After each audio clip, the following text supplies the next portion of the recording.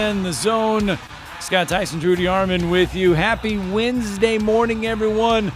256-576-4977. That is the number to the Neighbors Wealth Management Hotline.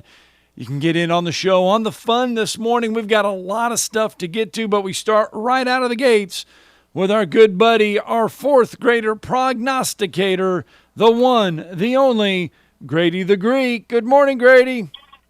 Good morning. How are you on this Wednesday? Good.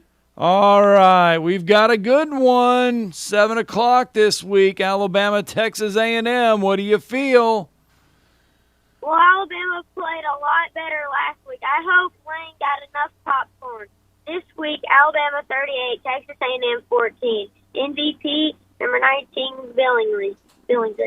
Jalil Billingsley, you're going with as your MVP. 38-14, Alabama over Texas A&M. Grady, I like the popcorn comment there. That's a good one. What'd you think of the game? What did you think of the Alabama-Ole Miss game? It was good, but I didn't get too happy when Bryce Young threw the interception.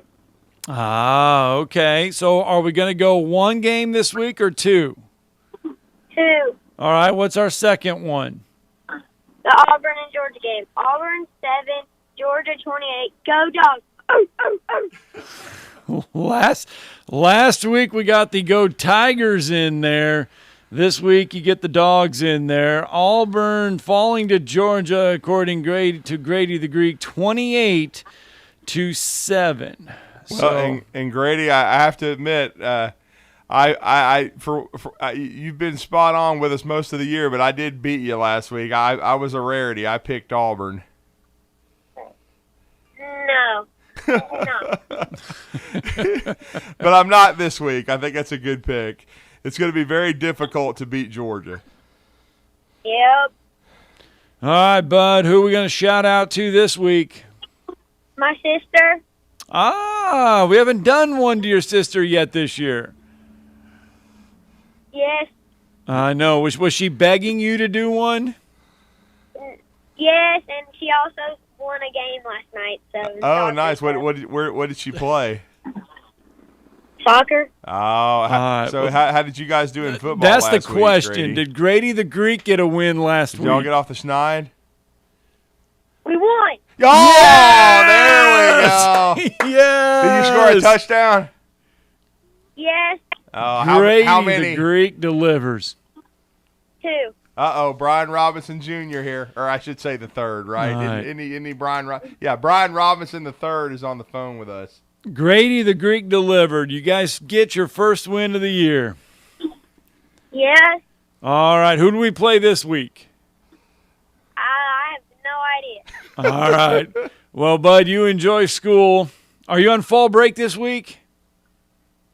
Next week. Okay. Next week. All right. Grady. Well, you're counting down the days. There you go. Tell your dad hello. All right, Grady. Well. All right, great. Bye. All right, bye. Grady the Greek joining us as he does each and every Wednesday. Jalil Billingsley this week, Scott. Yeah, he's going out to the tight end position. But Alabama 38, Texas A&M 14, Georgia 28, Auburn 7 for Grady the Greek. Grady and I are pretty much almost spot on with the pick of the score there with the Alabama game. 28-7 is an interesting pick for Georgia to beat Auburn, and I guess he believes Auburn can at least compete for 4 quarters, and Georgia won't run away with it like they did Arkansas. That's probably a good pick, considering it's at Jordan-Hare. Yeah, 28-7. Georgia's only given up 23 points all year. Right. So, 7 would be right in line with what that defense has been doing. And you and I talked about it. I just don't know if it's going to be the thing we're going to be watching for the most is can Auburn block Georgia and vice versa. I don't know if they can block that UGA front consistently in order to run the ball, and they need to be able to run the ball to help Bo Nix. So, going to be really interesting to see how that matchup goes down on Saturday at Jordan-Hare. And we talked about it yesterday, Yeah. that the Nick Saban assistant coaches that he's faced, his former ones, it's like 23 points is the average margin of victory. Grady's score would fall into that line, 38-14. One-sided game. 0-25 was what Grady's picking. That Texas A&M defense, 38 points. Are they going to – is that – Well, the last 2 weeks they've given up 26 to Mississippi State, and then the week before 20 to Arkansas. And Alabama's offense is better than both of those, okay? Right. No disrespect to Arkansas, but it's just the truth. Alabama's got a better quarterback, better skill guys, and I think they can put up some points on A&M. But certainly the key for Alabama is the same deal. I don't think A&M's linebackers or secondary is very good.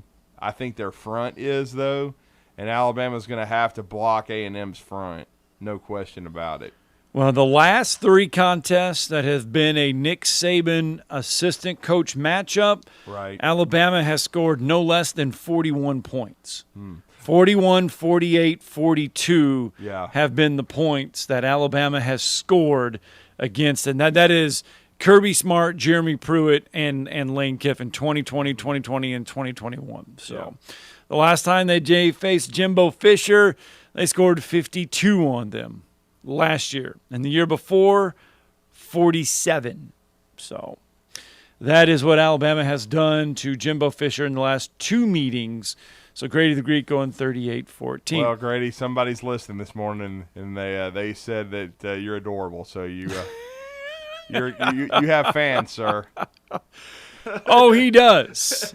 He has tons of fans, and we started this with him when he was in 2nd grade. Yeah, that's true. That's very true. So this is our 3rd year with Grady the Greek being our prognosticator, and he is now our 4th grader prognosticator. We're just going to have to make him 5th grade next year when he gets there. All right, plenty of stuff to get to. We got to keep getting you ready for another busy week of the college football week. We're going to hear from more coaches around the league. Who has the toughest schedules remaining in the back half of the season going into week 6? Which teams have the best chance of making the playoffs? And who's some of those Heisman frontrunners right now heading into the finals, the midway point of the season? Some news, though, that Adam Schefter reporting right as we started the show, and that is the Patriots are planning to release Stephon Gilmore. He is able to come off the unable to perform list after week 6, but the Patriots are going to release Stephon Gilmore. Well, he's been wanting a huge contract. He's the former NFL Defensive Player of the Year. I don't think the Patriots wanted to invest another huge deal in him. And as you said, he was injured, so they had to put him on the IR to start the season. And instead of negotiating a contract, and I'm not sure that Gilmore would have reported without a new deal.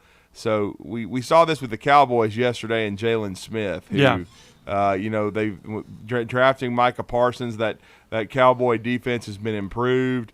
It seemed as though they were playing better without Smith on the field, and so instead of paying him $9 million next year, they owe him $7.2 million for the rest of this season. But they decided to cut Jalen Smith, and so I'm sure he's going to find work quickly. And Stephon Gilmore, hey, the Bucs need corners. They're falling like flies.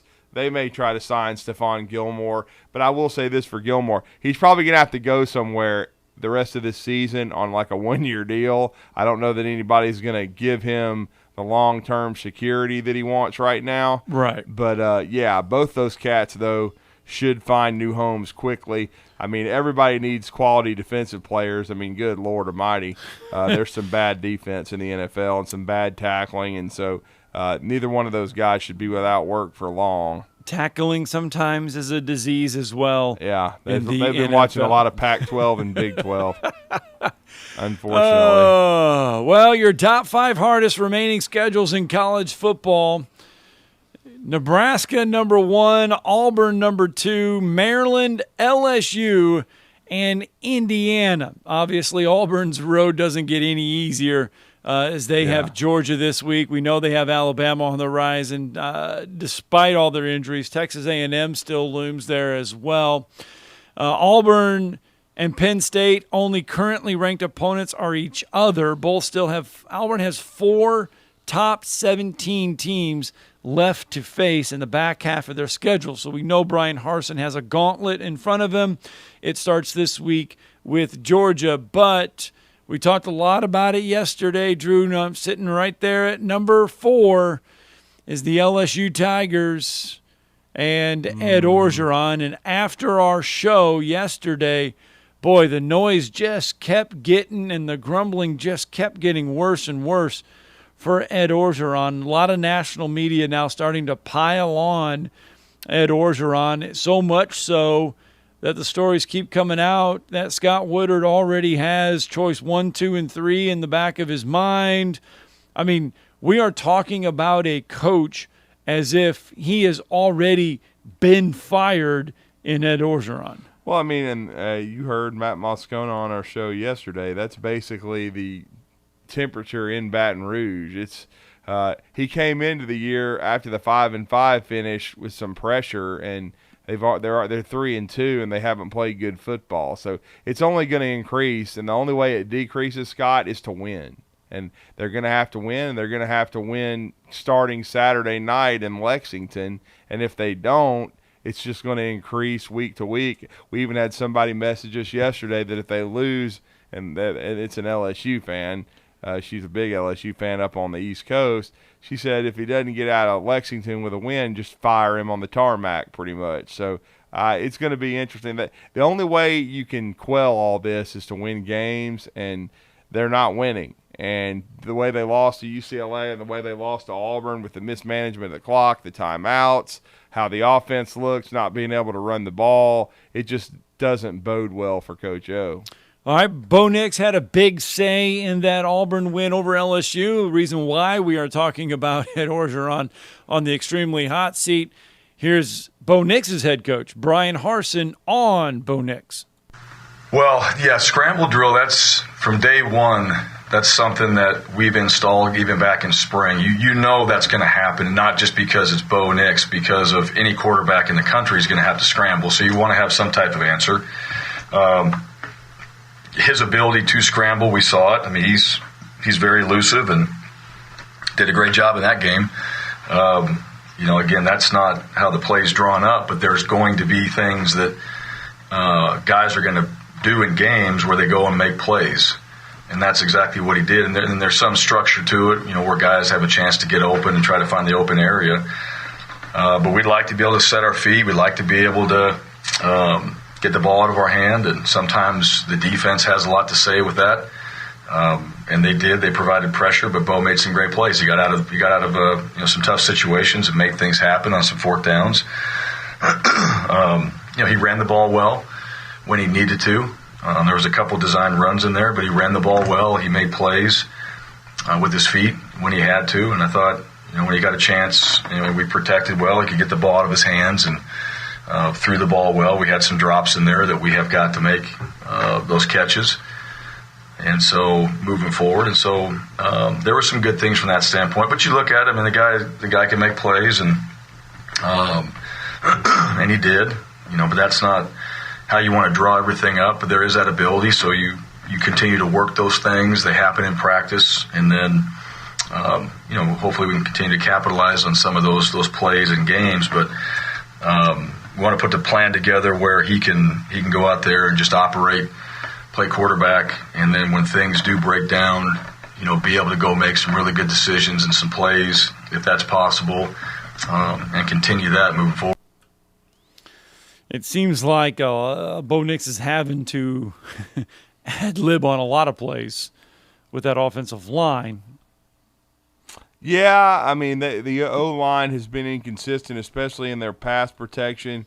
The running game has been stymied somewhat. We've seen Tank Bigsby contained the last couple of weeks.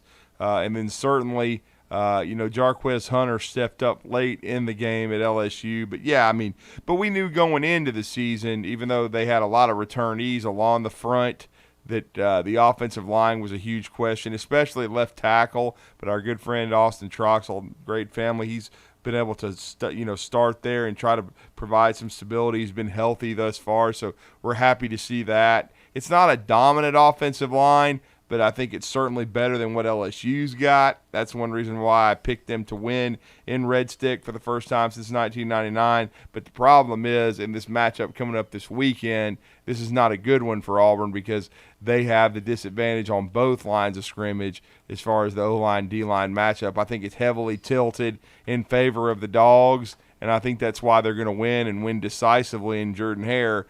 Just because, and I know Kirby's had some trouble in Jordan-Hare Stadium, and Auburn's given him some problems. But this year, I just don't know that they match up in the trenches, Scott. And we heard Coach Harsin just talk about the continued inconsistency from the wide receiver core, right? Because Kobe Hudson in that group, and even Shanker, we heard Jason Caldwell tell us that Monday, had a couple of drops. Against Georgia, they can't have any.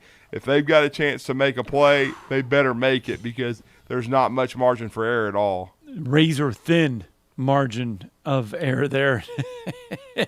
Yeah, I like that. And I like that. He's making a point that the wide receivers have to catch the ball better. I mean, good Lord. Bo Nix is hitting guys in stride, open, and they're dropping the ball. You're not going to get another opportunity against Georgia if you don't do that. I mean, you've got to be able to make plays. And when you're in the red zone, you've got to at least come away with points. You can't get a field goal blocked. You can't miss a field goal because you just said it yourself, Scott. Georgia's, giving up about 4 or 5 points a game. It's something minuscule. You're going to have to take advantage of every scoring opportunity. All right, 256-576-4977. That's the number to the Neighbors Wealth Management Hotline. You can get in on the show this morning. Coming up here in just a few minutes, Irving McGuire is going to dial in as we congratulate the Lee Generals on being this week's 97.7 ESPN The Zone Bryant Bank Team of the Week. Will be out there tomorrow for a check presentation for the Generals. Even though it is fall break, they're still hitting the field for high school football, and that's the thing. Grady alluded to it. He's not on fall break till next week, but there's a lot of places on fall break this week around the Tennessee Valley area, but the high school games will go on.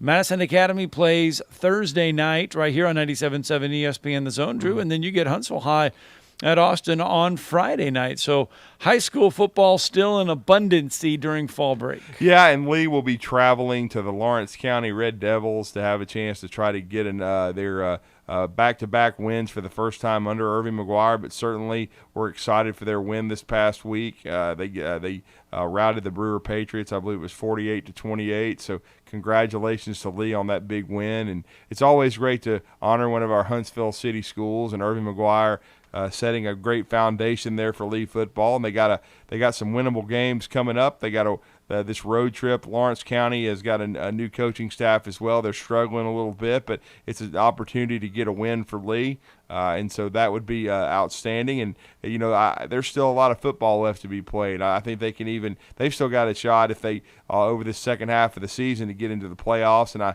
I know that was Irving McGuire's goal. As he joined us when we previewed all the Huntsville City teams before the season started, Scott.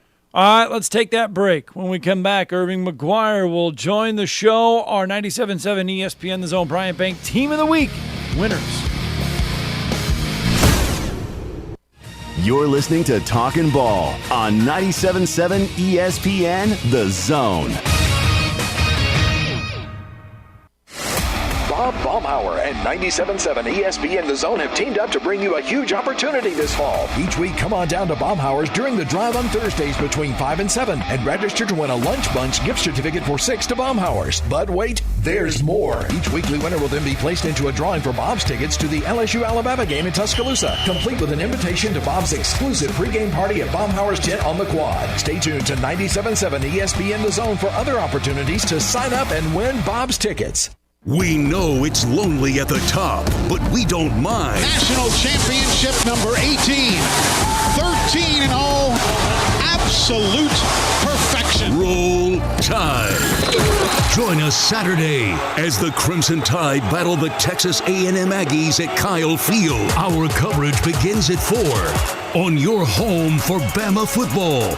Listen to Alabama football all season long on 97.7 ESPN The Zone. Maybe the air doesn't blow like it should, or it's needing new tires, or you're just ready for something newer. It's time to move up, time to trade up. Bobby White back again for Woody Anderson Ford, and it's the perfect time to trade in and trade up because your current car or truck is worth more than you know. In fact, we'll buy your vehicle even if you don't trade. We have nearly 100 Ford Blue Advantage certified pre-owned models to choose from. Our Ford Gold certified or low mileage, gently used vehicles with great warranties. They've passed a 172-point inspection by certified technicians, come with a 24-hour roadside assistance, plus a full tank of gas and a fresh oil change. It's the perfect time to trade in and trade up because your vehicle is worth more right now at Woody Anderson Ford. Corner of Jordan Lane and Sparkman Drive. Hope to see you soon.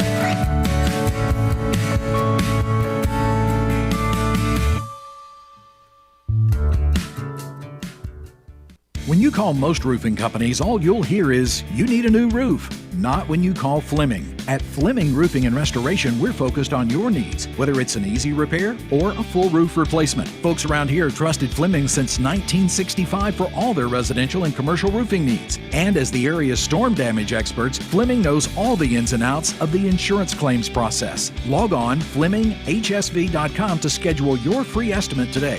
Fleming Roofing and Restoration. We show up. Hi, everybody. Eli Gold here. Right now, indoor air quality occupies top-of-mind awareness for families and business owners. Rick Smith and the trusted professionals at Environmental Comfort Systems can take care of your indoor air quality concerns with their state-of-the-art indoor air quality solutions. Environmental Comfort's indoor air quality systems remove 99.9% of airborne contaminants so you and your family can breathe clean, fresh air. If anyone in your family suffers from allergies, or if you just want the security of knowing the air you breathe inside your home is free from viruses, bacteria, pet dander, dust, and odors, Environmental Comfort Systems are the professionals to call. Environmental Comfort also carries state-of-the-art, high-efficiency comfort systems that increase home comfort, keep humidity in check, and help you save money on your energy bills. Give my friend Rick a call or visit them online at envcomfort.com and breathe cleaner air today. Environmental Comfort Systems, Alabama license number 92314. Good morning. Working with 3 accidents this morning. 6th and Wilson in Decatur, 231 as you come into Lacey from Brindley Mountain, and 65 southbound at Huntsville Browns Ferry, trying to get all those clear. Look for construction around Bob Wallace and L&N to cause problems throughout the day. Snelling Medical needs experienced medical assistance. Huntsville.snelling.com. Captain Nick in the 72 and Jeff Popeyes Skywatch Traffic Center. He's bald, he's opinionated, and he's here. You're morally reprehensible, vulgar, insensitive, selfish, stupid. You have no taste, a lousy sense of humor, and you smell. Listen to Feinbaum, 97.7 ESPN The Zone.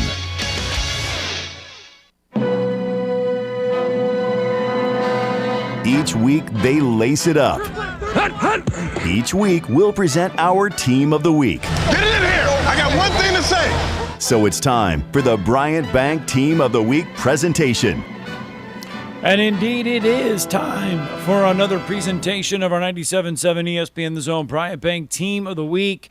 It is staying in the city of Huntsville this week. The Lee Generals have earned the honor of being our Team of the Week. So tomorrow we'll head out to general practice and reward the team with a $200 check courtesy of our very good friends over at Bryant Bank. Remember, they got 2 locations here in Huntsville, one downtown, one on Bailey Cove. Bryant Bank helping us reward teams for their hard work this season.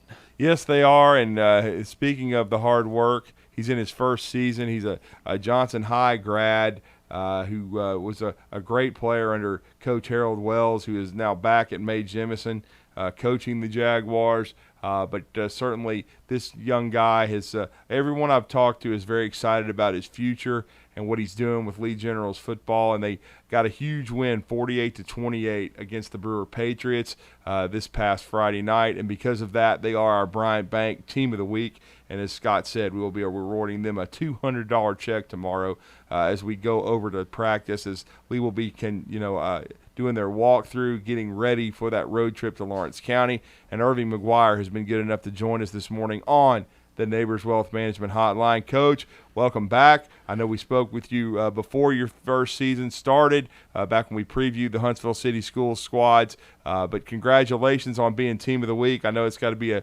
huge honor for your program, and congrats on getting a big win this past Friday. Good morning. Thank you so much, man. We really do appreciate it. It was a big win, and anytime you can get a region win, it is big.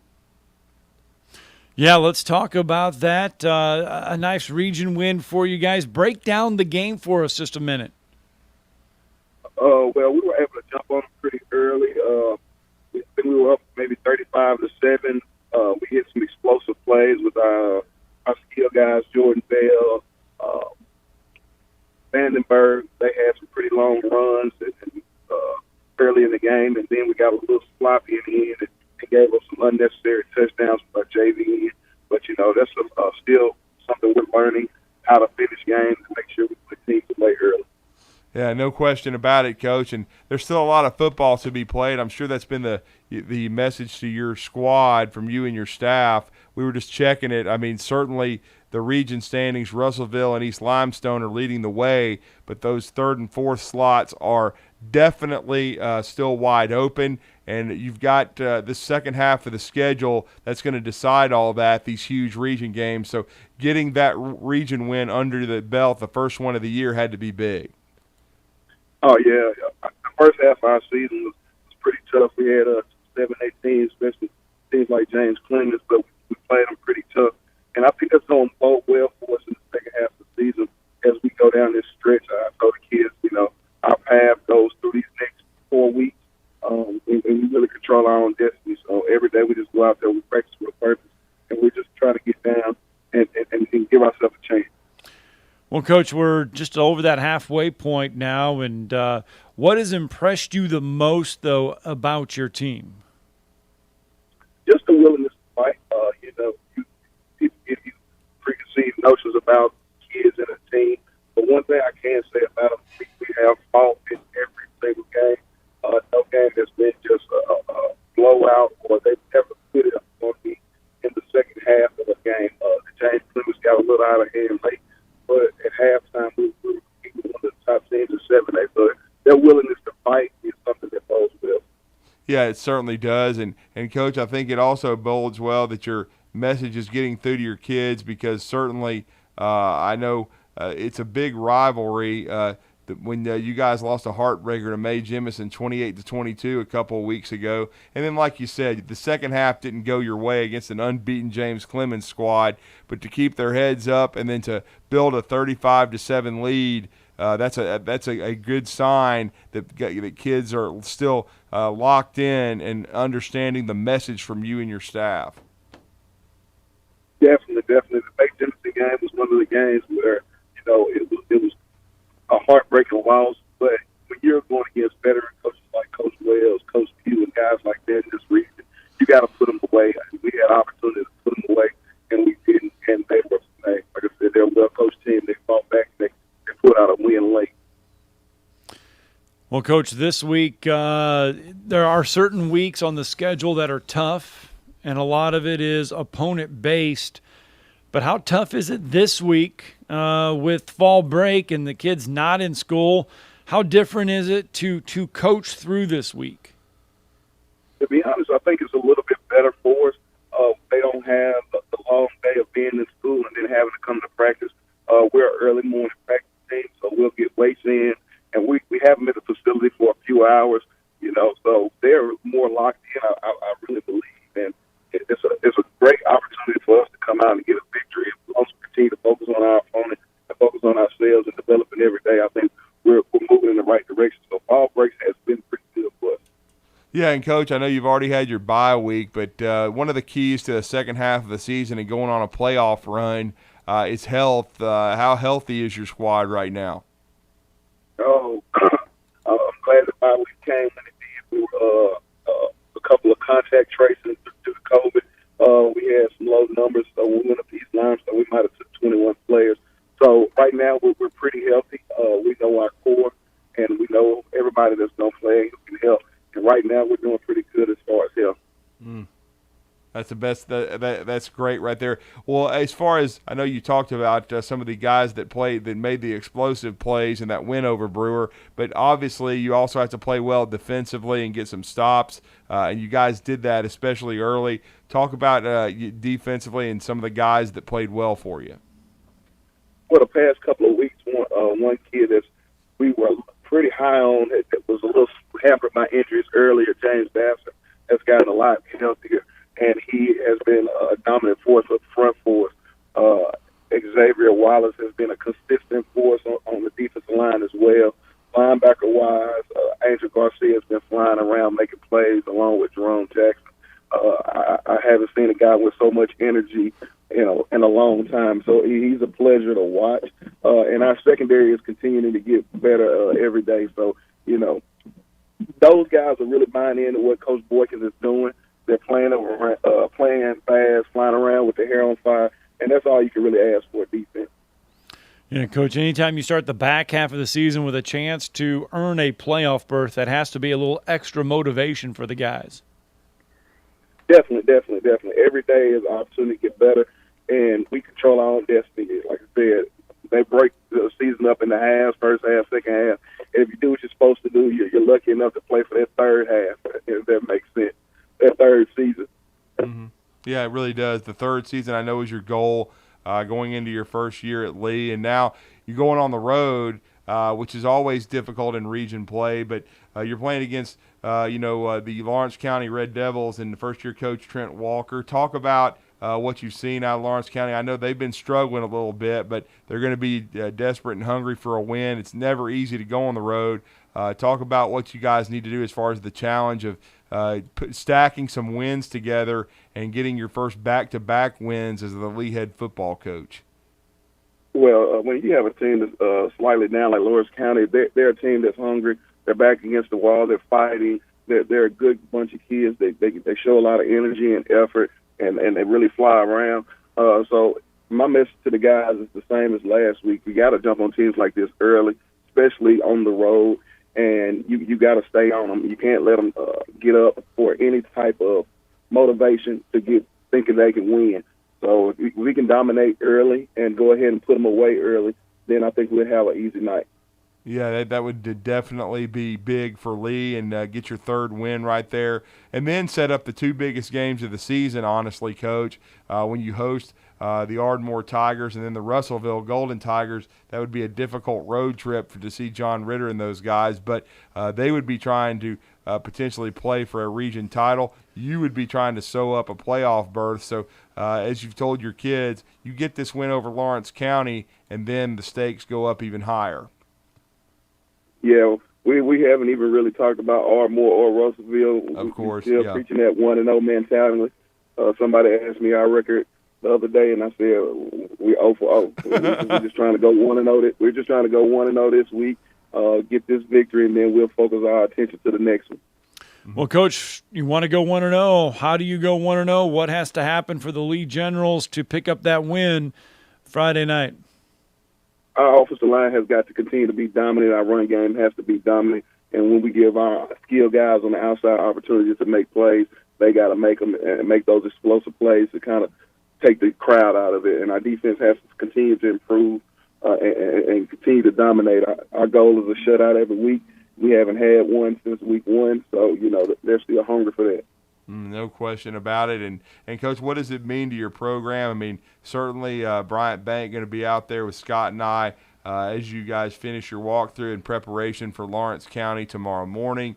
We'll be out there around 10:30 out at Lee High School. But what's it going to mean to be Bryant Bank Team of the Week here in your first season back in your hometown as the head coach of the Generals? Well, it means that our kids are doing what they're supposed to do. They're being recognized for their efforts and what they're doing. And I'm just proud that they're able to be recognized, and people see that they are improving, they're doing great things, and they have a lot of potential going forward. Mm-hmm. And we certainly understand that, and we're looking at Lee to make a playoff run, have a really good shot to get into the dance as you guys finish up your first season in 5A Region 8 for the Lee Generals. Well, Coach, it's always a pleasure to catch up with you. Great chance to Lee Generals, the Bryant Bank ESPN 97.7 The Zone Team of the Week, and we appreciate you joining us for a few minutes this morning. Hey, we really do appreciate you guys. Thank you so much for everything that you guys do. All right, thanks, Coach. Lee head coach Irving McGuire joining us on the Neighbors Wealth Management Hotline. They are this week's 97.7 ESPN The Zone Bryant Bank Team of the Week. Congratulations to them. They'll take on Lawrence County this week. We'll have that reaction for you coming up on the Scoreboard Show coming up Friday night starting at 9:30. We got high school football tomorrow night. We got high school football Friday night. And did you know that the state of Alabama has the longest winning streak high school football team in the country? Now they do. The Fife Red Devils have won 50 games in a row. Remember what the mantra is: death, taxes, and the Fife Red Devils. And thanks to Southern Columbia area, Pennsylvania, that's a high school out of Pennsylvania. They lost to Wyoming, Pennsylvania. I hope I said that right. Last week, 41-21. They had the longest winning streak in the country. That now belongs to the Fife Red Devils. They have the longest winning streak in the country at 50 games. They have won 77 of their last 78 games since 2016. So that is very impressive. The win streak was at 65. So Fife was trailing by 15, but now they have the longest win streak in the country at 50 games. And they beat their rival last week, Plainview, pretty handily. So, well, I mean, they've had one close call, I think, this year so far for Coach Benefield. I think that was against Sylvania. Yes. But the Fife Red Devils are a machine. I know Coach is very humble. We've been very fortunate to have Coach Paul Benefield on this show and on our scoreboard show, our North Alabama High School football scoreboard show, and on our coaches' shows in the past. He's been very generous to us. And it's just amazing to see the consistency in that program, Scott. They've moved from 2A to 3A. This is their second year in 3A. Already won a state title in that classification over Montgomery Catholic last year, and they both could be on a collision course again. Montgomery Catholic, a very good football team, but Fife is just they always are fundamentally sound and physical and very sound on both lines of scrimmage, and just such consistency in that program. And it's such a great place to go watch a high school football game, Yep. and they take such pride in the community there. And we're very proud to have them represent not just North Alabama, but the state of Alabama, and to have the honor of the longest winning streak in the United States. Fife has won more games this century than any other school in the state of Alabama. They also own a 15-game playoff winning streak. By the way, Hazelwood, which is now closed, holds the record for consecutive playoff wins at 29. The Bears won 5 state crowns in a row from 88 to 92. They own the playoff win streak of 29, in case you are wondering. They had some cats named Antonio Langham and Tarrant Lynch. It was pretty good. Did they work out okay? Yeah, exactly. I mean, hadn't heard much from them after they left Hazelwood, so I don't know what they've done. Oh, boy. All right, 7:41. Let's get a break in. And what's amazing is just right down the road was Cortland under Lewis White. Yep. Man, those were some games. Hazelwood and Cortland. Yeah. Coach White always used to tell me that he would play 10 games between the two. He would just rather play Hazelwood and Cortland 10 games in a row because they would have the most money in the state, because everybody would show up to watch those games 10 weeks in a row, And he goes, we could do 5 home games one, 5 home games the other, and just play the 2, and we'd be fine. Well, I know Lewis White's very proud of both his sons. Both of them are on playoff runs right now. Of course, his youngest, Kelvis White, the head football coach of the Bob Jones Patriots. LaRon White, the head football coach of the Sparkman Senators, built a powerhouse program in 15 years at Tanner and won multiple state titles there. So certainly a great coaching family. And one of these days we need to probably get Coach White on with Freddie Kirby and do some reminiscing about Cortland. They're now R.A. Hubbard. That's hard for me to say. It is. I still want to say the Cortland Chiefs every time, but and old graduates like Freddie Kirby always correct me. I'm like, no, it was Cortland. Even though Hazelwood and Cortland combined. But it's just unbelievable. Both those programs and the consistency that they had and the talent back in those days. And we're talking about SEC level talent that played at those small schools. Well, I'm sure Sunday dinner was a little chilly this past week because Kelvis is getting the better of LaRon. Yeah, that second half from the Patriots is pretty good. I mean, it's 21-6 Sparkman at halftime, and then the Bob Jones Patriots play some great football. And really, we've watched it the whole year. Bob Jones in the second half, they're like Rasputin. They never go away, and they hang in there in these 7A Region 4 games. And they've gotten some huge wins over Huntsville. They've gotten huge wins over Sparkman. They've nearly beat James Clemens. And that was an overtime game. So they're nearly undefeated in the region. All right, let's get that break in. When we come back, going to wrap up hour number 1, continue the college football talk, Heisman talk, and college football playoff talk.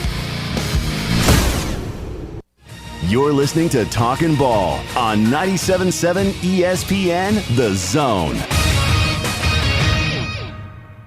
Tom Luganbill here for Woody Anderson Ford. When I was in the Tennessee Valley, one of the things that impressed me the most was the quality of the people. People like Bobby White and his team at Woody Anderson Ford. And now you can experience the tremendous new service lanes and showroom at Woody Anderson Ford, at Jordan and Sparkman, or just stop by for breakfast or lunch at Henry's Mustang Cafe. And in Madison, visit Woody Anderson of Madison on Hughes Road, just south of 72. Like a great college football tradition, always there, Woody Anderson Ford. At Mr. Sparky, we're America's on-time electrician. Protecting your family is a priority. Smoke and carbon monoxide detectors are 2 of the best life-saving investments for the safety of your home and your family. But they do actually expire.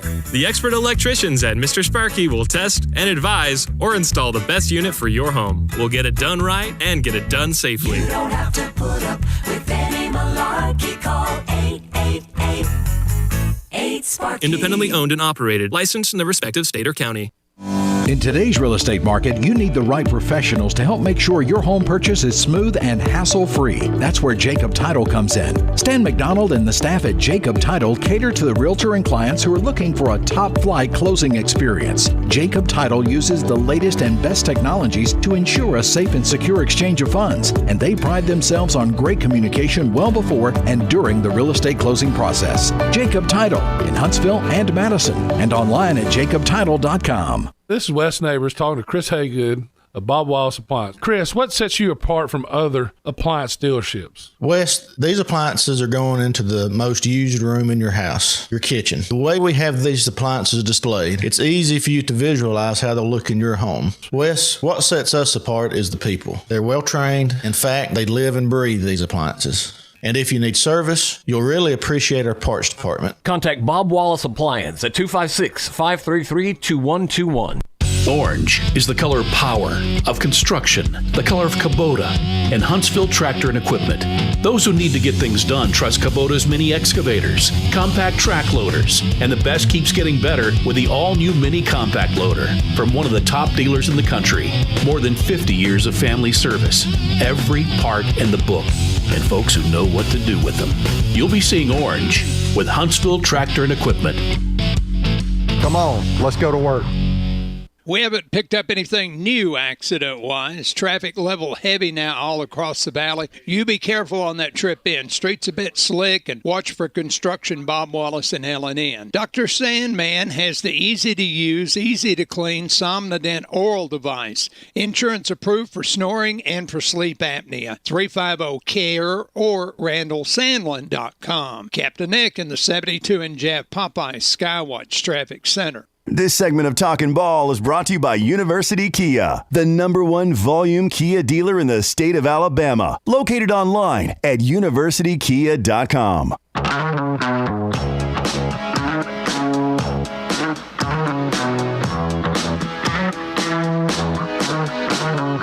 And indeed, welcome back. 7:47 on a Wednesday morning. So far, we have been joined by Grady the Greek this morning, as he has gone with Alabama 38, Texas A&M 14, and Georgia 28, Auburn 7. That was Jaleel Billingsley MVP for Alabama. That was to start the show, yeah. So that is Grady the Greek's predictions.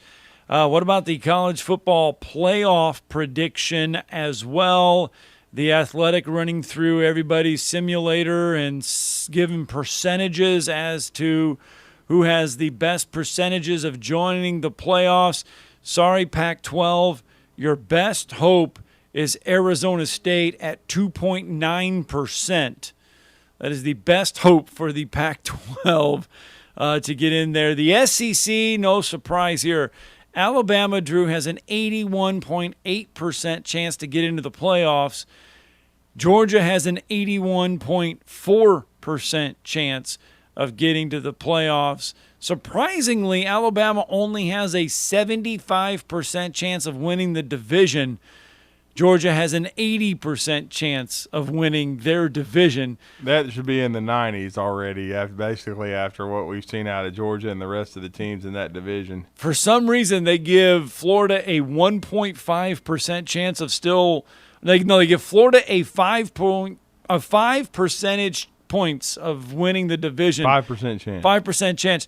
They have Kentucky with a better percentage chance of winning the division than Florida. They have Kentucky with a 10% chance. Kentucky's already beat Florida. Just ask Jeff. I mean, Yeah. he's calling in. At first he was complaining about the officiating, and then he was indignant yesterday basically saying if they beat Georgia, they were going to be #1 in the East. There's about as much chance of that happening as hell freezing over. But they have Florida with a 1.5% of going to the playoffs, with Kentucky 0.6.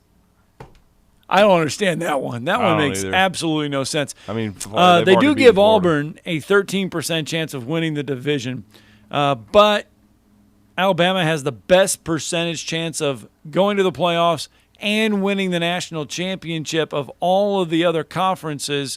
So if you're keeping track at home, really, it's 2 SEC teams into the playoffs according to the Athletic, Alabama and Georgia, with the Big Ten having the best chance of getting teams in outside of that.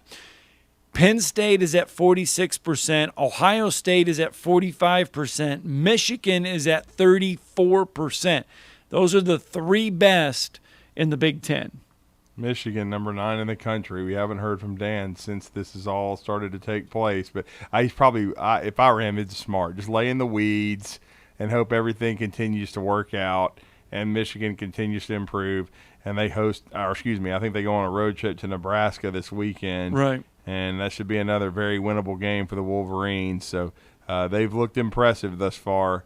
And then, of course, they're still, chasing Ohio State a little bit, though we know Ohio State's not been nearly as dominant as, had been anticipated going into this season. And then you've got Iowa and Penn State. That's going to be the showcase game for the Big Ten for your Hawkeyes this weekend. Yes. In Iowa City. They looked good against Maryland, but Maryland gave Iowa the ball like 5 times. Talia did not look good at quarterback last Friday. 5 interceptions. Yeah, it didn't look good. But Iowa took advantage of those. I'm still not sold on Iowa's offense. I mean, you got to play well to beat them, anybody. But I'm still not sold on Iowa's offense. Sold on their defense. Well, but there was a lot of turmoil last year. They seem to have moved past the Chris Doyle. I mean, it's still a legal situation, but their program seems to have moved on from that. And Kurt Ferentz has survived everything that was there. Oklahoma, 39% chance of getting into the playoffs. Drew, that's it. The Pac-12 has nobody. The Not ACC anymore. has nobody. That's a terrible league, ACC. I mean, could this playoff be Wake 3 Forest is conferences undefeated, again? But you can't tell me that Wake Forest is going undefeated. I can't fathom it. when this is all said and done, the SEC, the Big Ten, and the Big 12, that's going to be our playoff conferences this year? I mean, just 3 out of the 5? Maybe. I mean, you're right. Unless Oklahoma can right the ship, I think they're fixing to go down in flames Saturday against Texas. And I just think Sark's team's improving. They certainly got flattened by Arkansas, but Oklahoma's not as physical as Arkansas. So I think Spencer Rattler's played okay, but this Oklahoma team's been scraping by every week, and I think that Texas and Bijan Robinson are going to get a signature win on Saturday in the I guess Red River Shootout is what they call it in now. Dallas. Yeah.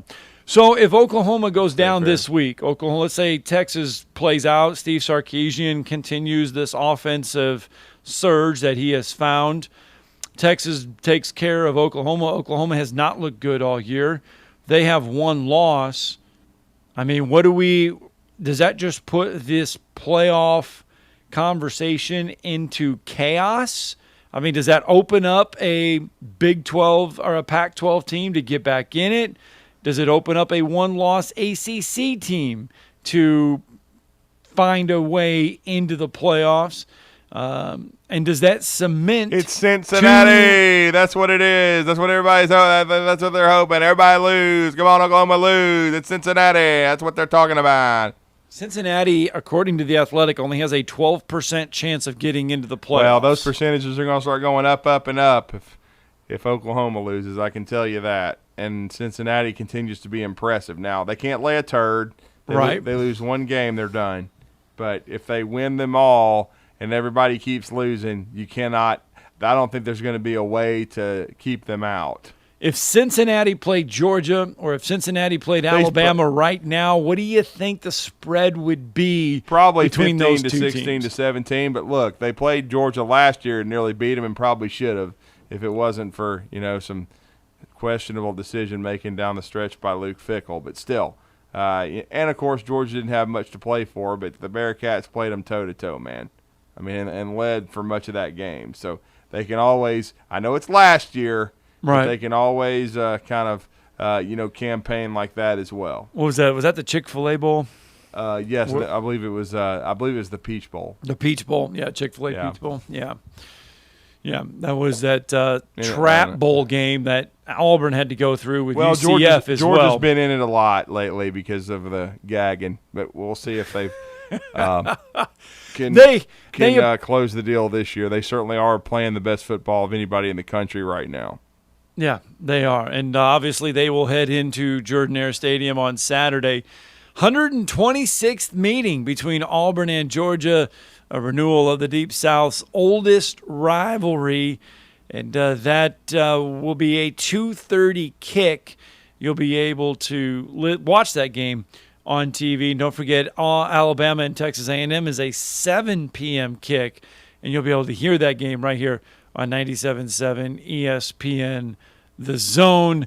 And the Georgia Bulldogs, they did look impressive against Arkansas. I will say that. For an 11 a.m. kick, Georgia looked pretty pissed off that they were playing at 11 a.m. Against Arkansas.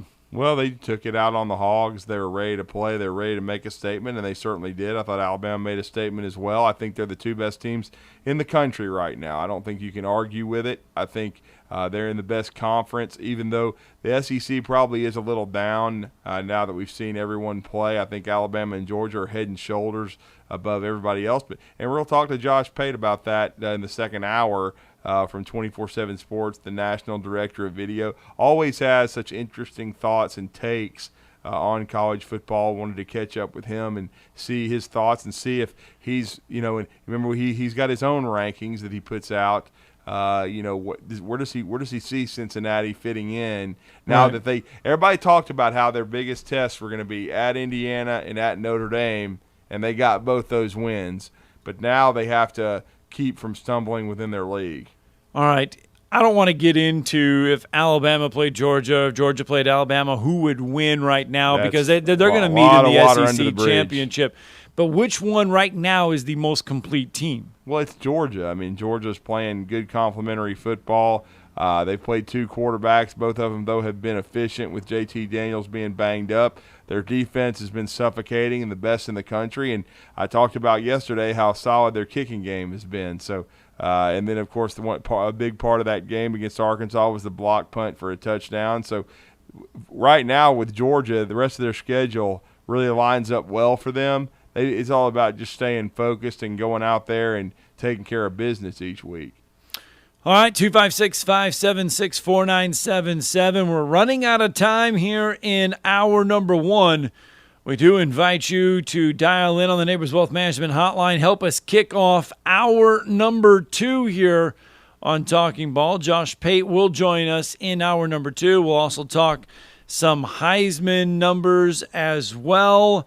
Could be a big weekend for Bryce Young. Another statement game could be on the horizon as Alabama does travel to Texas A&M. But who are some of the other names that are garnering attention across the country? Some of them you've probably heard of.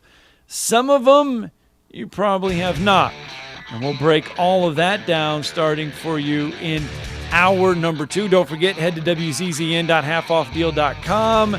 And that is where you can get the best half-off deals in the Tennessee Valley right now. You can get $50 worth of food for $25 to Metro Diner in Madison and Huntsville. The availability is shrinking, everybody, so there are not many left. You better hurry up. Yeah, get them before they're gone. Drew and I are going to be out there in a couple weeks again at Metro Diner. We'll explain when we decide to get out there why we're there. But anyway, wzzn.halfoffdeal.com. Metro Diner, $50 worth of food for $25. That's hour 1, 256-576-4977. Get in on hour number 2.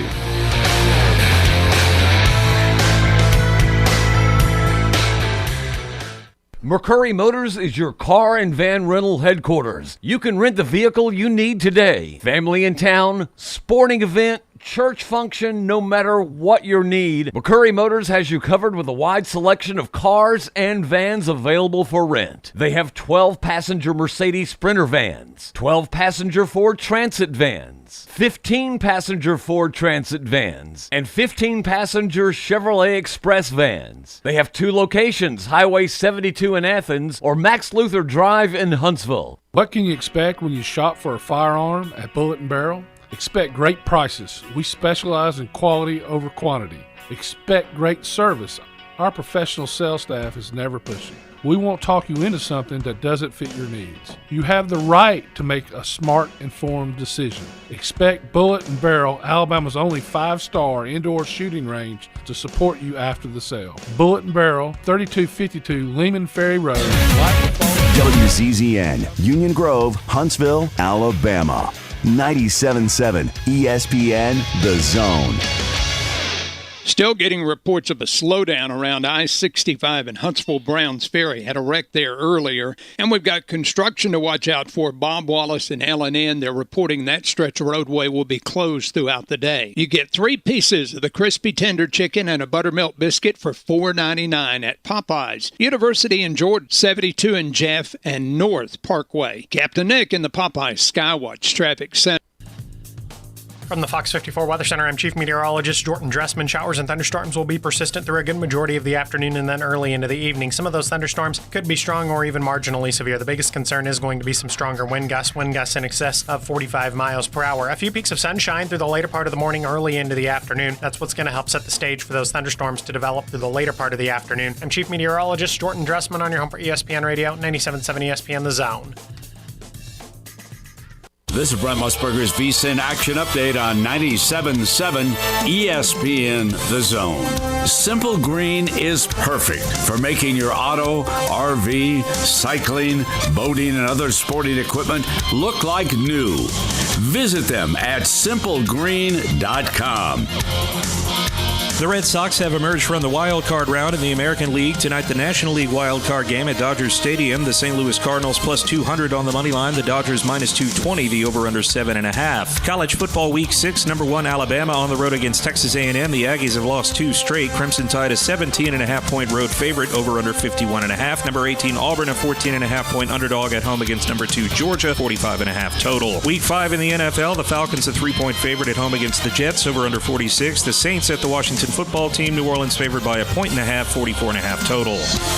I'm Trey Westerberg, 97.7 ESPN The Zone. Log on today.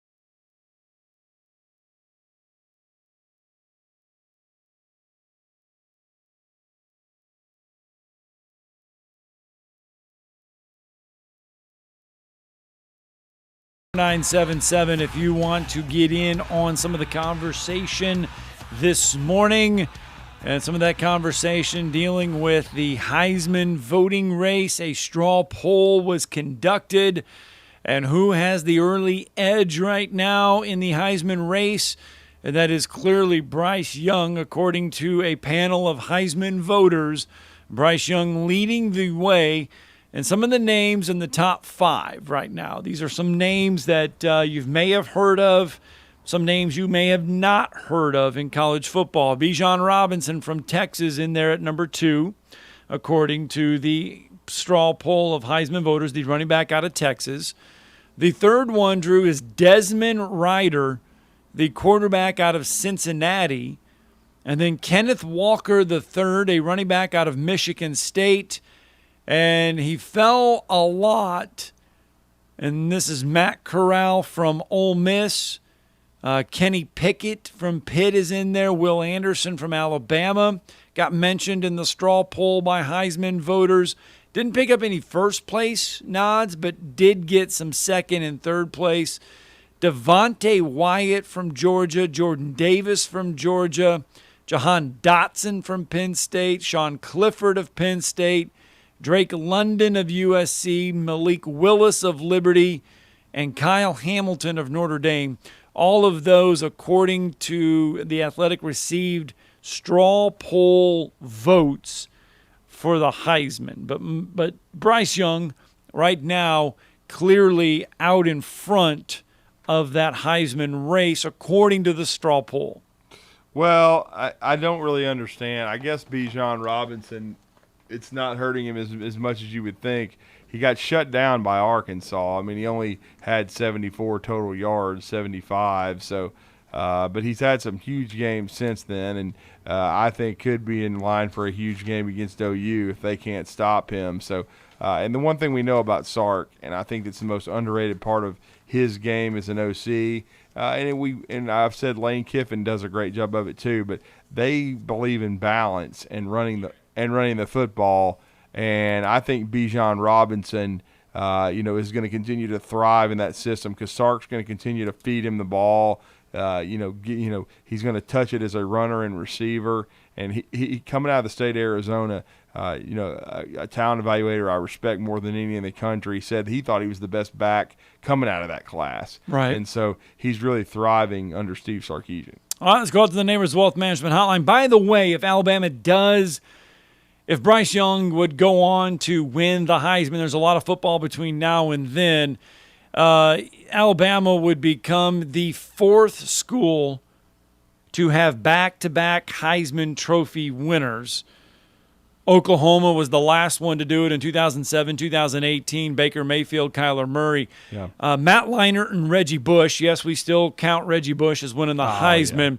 Yeah. That was in 04-05. Archie Griffin did it for Ohio State by himself in 74 and 75. That's the only time that's happened. Yep, and then Army had it 1945 and 1946. Army won back-to-back Heismans. All right, Garrett joins us on the Neighbors Wealth Management Hotline. Good morning, Garrett. Morning. How are y'all? Doing good. Good, Garrett. How are you? Good.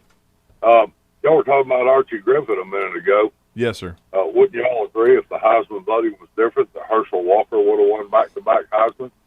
Yeah, there's no doubt. I mean, honestly, he probably should have won it in 1980 when they won the last national championship in 40-plus years that they've actually won.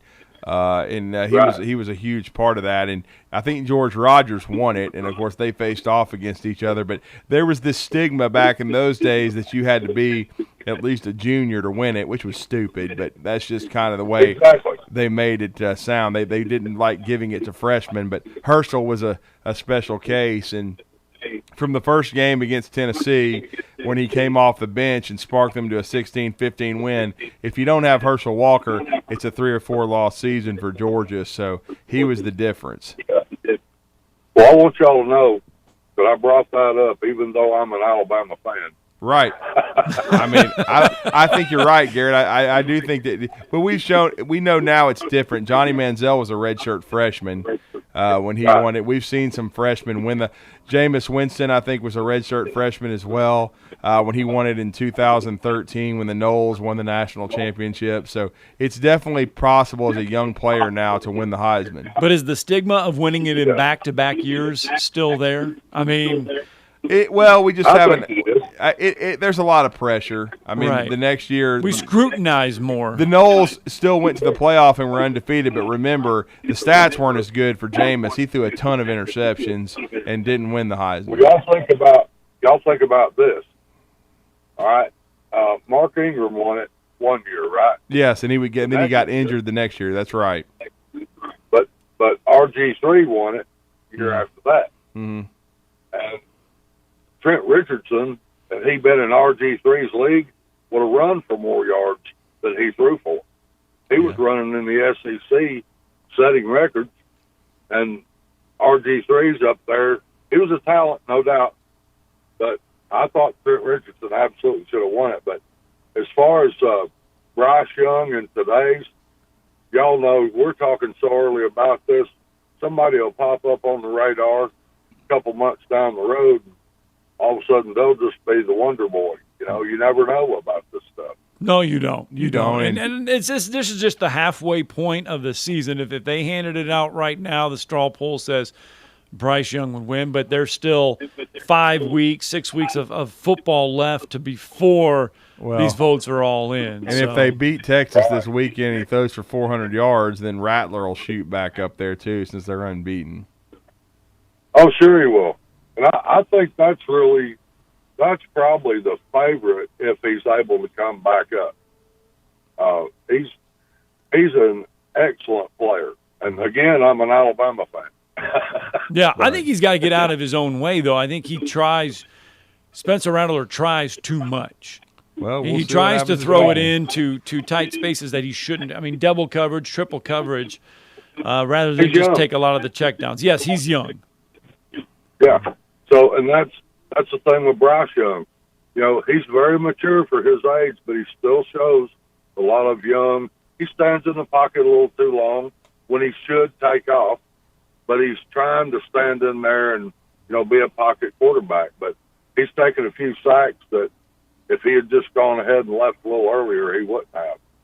And, last week he stood in the pocket, I bet you 6 and 7 seconds a couple of times before he got sacked. We talked about that yesterday, that Bryce Young, his average time in the pocket before he decides to scramble is a little over 6 seconds, which is the most there in college football.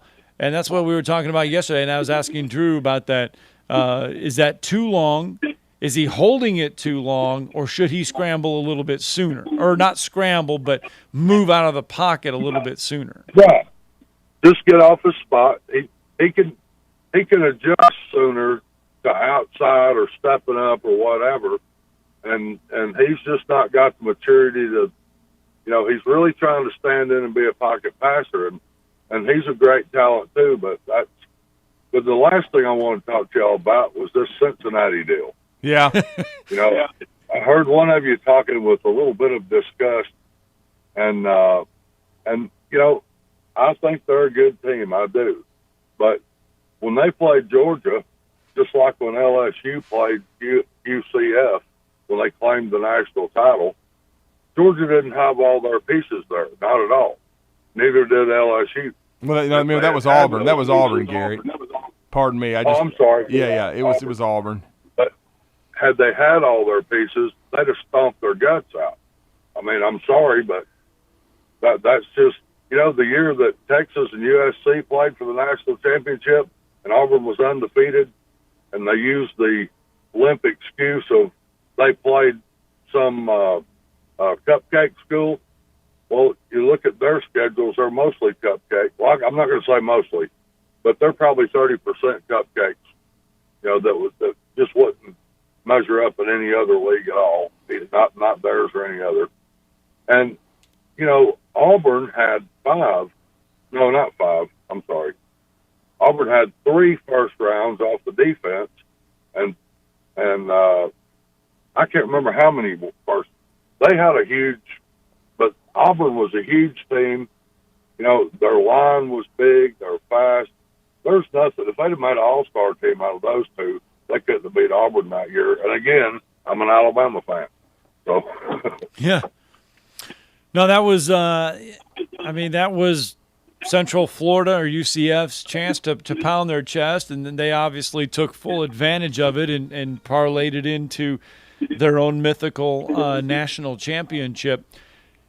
Cincinnati this year, I'm wondering, Drew, they got that win over Notre Dame. They're not going to have another ranked opponent on the schedule. They were betting on UCF to be ranked. Gus Malzahn has drove that bus off the cliff already. Navy. Yeah.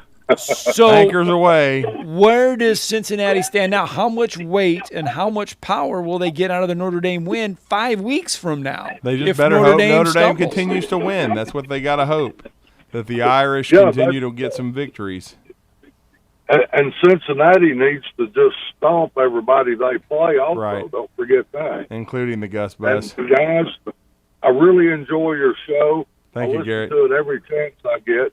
And I hope y'all have a great day. Thank you for having me. Thanks, Garrett. And what Garrett was referring to, it was actually 2004.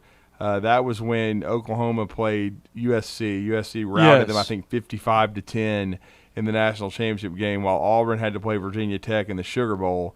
And Auburn was impressive in that game, but I'll freely admit that was a really good Auburn football team. They were undefeated. That defense was phenomenal. They had about a 10% chance of beating USC that year. USC was phenomenal and had already whipped Auburn in Auburn the year before, remember? I think Tommy Tuberville has said that, it would have been a tall task to beat USC, but he felt like they should have, that they were better than Oklahoma. They wanted the opportunity, and they wanted and the problem was Auburn had been ranked below Oklahoma before the start of the season, and OU went undefeated, so they weren't able to jump Oklahoma and get a shot at the gargantuan USC. That's why we talk about all the time the fact that these preseason polls mean absolutely nothing. Right. And all they do, and I think that's what upsets people in college football, not in the SEC world, because the SEC world, we understand that if you go through the gauntlet of an SEC schedule and you win the SEC championship, you're going to the playoffs. It doesn't matter. I mean, you are going. But for the rest of the college football world, if you start down at number 25 or you start out of the polls and you depend on the polls to help your conference or to help you have a shot, you have no shot because those preseason polls already pencil you in down the line, even if you do go on to get wins. All right, 256-576-4977. That is the number to the Neighbors Wealth Management Hotline. You can get in on the conversation this morning. We're talking about those Heisman names and the front runners at the, I don't want to say, I guess we're at the midway point of the college football season. Let's go back to the Neighbors Wealth Management Hotline. No, he said Garrett just called back and was talking about Texas USC, and that's what we were referring to. We were Texas talking about USC. Oh, yeah. The Texas USC game was actually in 2005. That was the next year. Auburn did not go undefeated that year. That was the year after. No, Yeah. they did not. I want to say the Yeah. 05 season, because the 03 season for Auburn was not very good. That was the one where Tuberville. Well, Tuberville was on the ultimate hot seat and was about to get Yes. fired in 02. And then Franchione, of course, went to A&M, ruined his career, and lost 77-0 the next year to OU, which is one of the greatest football games I've ever seen. And hold the rope, clown.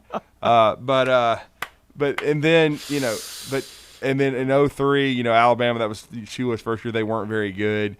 Auburn won that game. But Auburn, I think, was a 4-loss team. And so there was still some pressure on Tuberville. Yes. But then in 04, Auburn put together that special run. Cadillac, Ronnie Brown, Jason Campbell, Carlton Davis, all those guys. They had a lot of first-round picks, which is what Garrett was referring to. And Auburn had a special season and ran the table, and then just wasn't able to get – and if they had been in a college football playoff situation, they would have been one of the 4, no doubt about it. But it was the BCS deal, and Oklahoma and USC were undefeated. USC was far and away the best team in America, and that's why they dominated Bob Stoops and OU. But certainly Auburn had an argument to be there. I don't think they would have beaten USC under any circumstances, but Auburn was really good that year. And then the next year in 05 was the game that the 30 for 30 has been written about, one of the greatest games ever. Vince Young with his shining moment Mac Brown gets his national championship as they beat USC because USC basically gave the game away. Reggie Bush trying to do too much. But again, you got to give Texas so much credit for fighting the way they did and coming back in that game and some of the unbelievable plays that Vince Young made. All right. In today's world, the social media world would have been ablaze with that game. Now, if you lose a bunch of games, especially 2 in the SEC, and you get paid $1 billion, people are going to talk. Jimbo Fisher says you got to block out all that social media talk. You block it out. Turn it off. Turn social media off. Turn y'all off. I don't mean that in a bad way. I mean you got to lock into that room and only in that room and the people, the family, and understand that at the end of the day. Listen, y'all are doing your job. Everybody has their opinions. Everybody's doing their job. Quit. When you write something good, don't listen. When you write something bad, don't listen. Move on. Eliminate the clutter. And that's you have to learn to do that. And in our society at this age and this young group, it's a very hard thing to do because they live, eat, and survive on it. They've got to learn to turn it off and understand that's part of growing up, that you're going to have to grow up and people are going to doubt you. They're going to love you. They're going to all based off what you do on a Saturday. And that's the world we're in. I mean, there's nothing wrong with that. And that's what what fans should do, and that's what writers should do. But you have to eliminate and understand who's really with you and what has to happen and who's going to, how you got to listen. And when you have down times or bad moments, you got to circle the wagons and trust the people right there with you and that are in the trenches with you and play ball. At the end of the day, what you got to do. It takes maturity. And it's hard for guys. It is hard. It is hard for the kids, but as a head coach, you're getting paid to $75 million guaranteed, and he'll get his shot to prove it Saturday. But he talked about this summer in Houston whipping Nick Saban's ass. That's what he said. So, he's already laid 2 turds, but I mean, and certainly trying to stop the bleeding. And if it would certainly, people would quickly forget the 2 losses if they were able to knock off Alabama on Saturday. What's the narrative around Texas A&M if they go out this weekend? And there's 2 narratives, I guess. If they play Alabama close within 3 points, or if they lose by, we'll just say the spread, 14 or 15 or more. If Texas A&M loses that way to Alabama, what's the narrative around Jimbo Fisher and that program? Overrated. I mean, where is the program? Why have they not been able to build on the 11-1 season? But that's the problem. When you build the beast, it's hard to keep feeding it. And Nick Saban's been able to do it, but hardly anybody else has. Look at Ed Ogeron. He's already, they're already calling the U-Haul. They've got the trucks booked. Get him out of town. At this point, it seems like. They've got the rent date already confirmed. Yeah. The size of the truck. They're back channeling through boosters for buyouts and trying to figure out who they can hire or seeing if they're going to bring somebody sent me this late last night, Colonel Kiffin, which of course Colonel referring to popcorn, to Baton Rouge to be the head coach of the Bayou Bengals and not burn the popcorn. 256-576-4977. You can get in on the show on the back half of it, because when we come back, Josh Pate needs to dial in. Those are all questions that we can ask Josh Pate about. We can ask him about Jimbo Fisher, Texas A&M, Alabama, Auburn, Ed Orgeron. Would he fire Ed Orgeron at this point? We can ask Josh Pate all that next.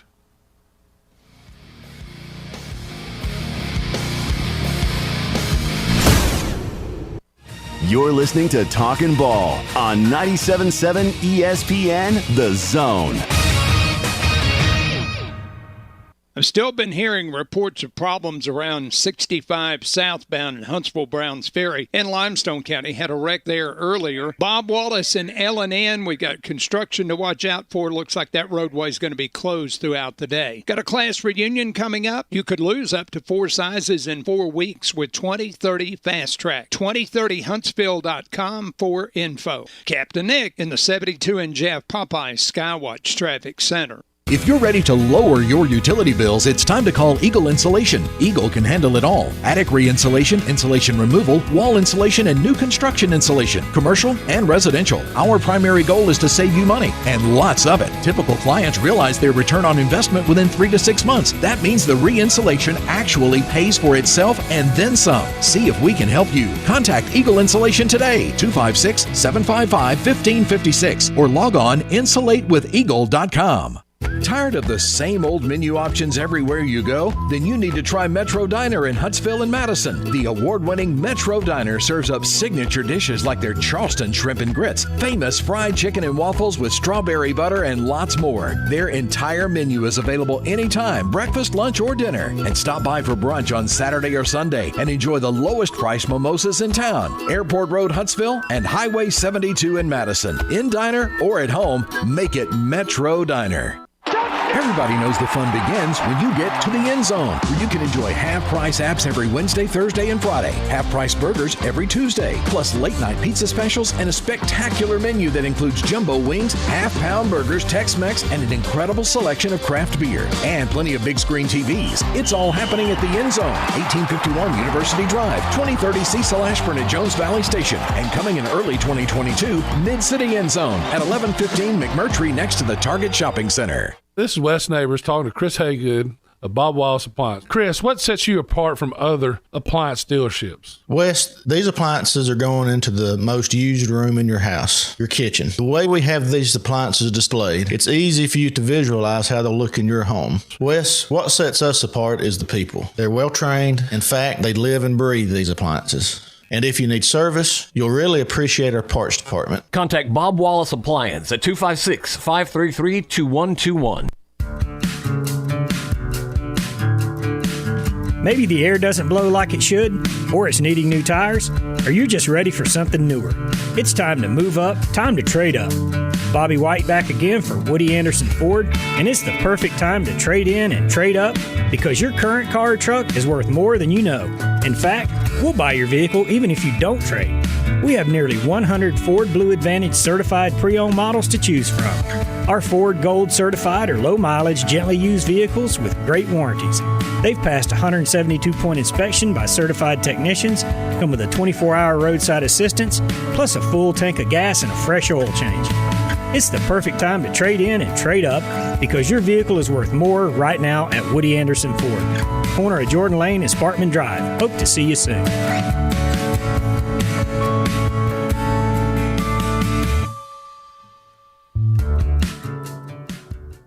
Tom Abraham here for my friend Brian Hamaker and his team at North Alabama Mortgage. Look, buying a home is the biggest purchase you will make in your life, and it can be a bit intimidating, so you want people that can help walk you through the mortgage process and get you the best deal possible. That's what North Alabama Mortgage does, and they do it in Alabama, Tennessee, and Florida, from first-time purchases to refis, conventional, VA, FHA, and USDA loans. They have the solution at North Alabama Mortgage. Visit NorthAlabamaMortgage.com to learn more. That's NorthAlabamaMortgage.com.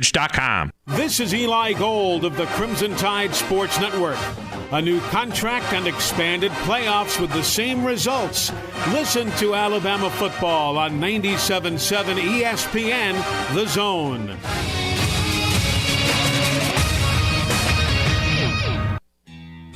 This is Eli Gold, voice of the Alabama Crimson Tide. Now more of Talkin Ball with Scott Theisen and Drew DeArmond on your home for Crimson Tide Sports 97.7 ESPN The Zone.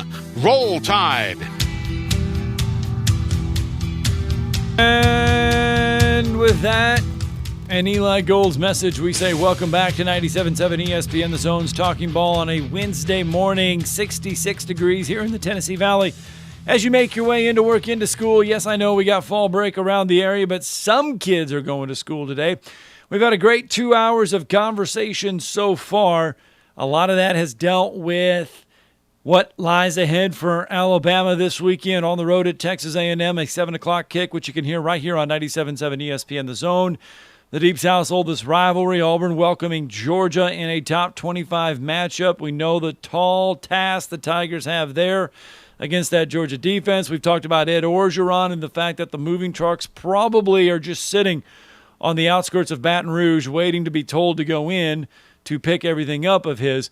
A lot of good talk so far this morning.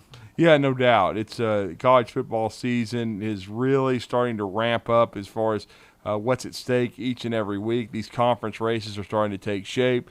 The college football conversation as far as the playoff is going to intensify, especially with what we saw out of Cincinnati at Notre Dame last week and with the rest of the struggles of some of these Power 5 conferences, the ACC and the Big 12 especially.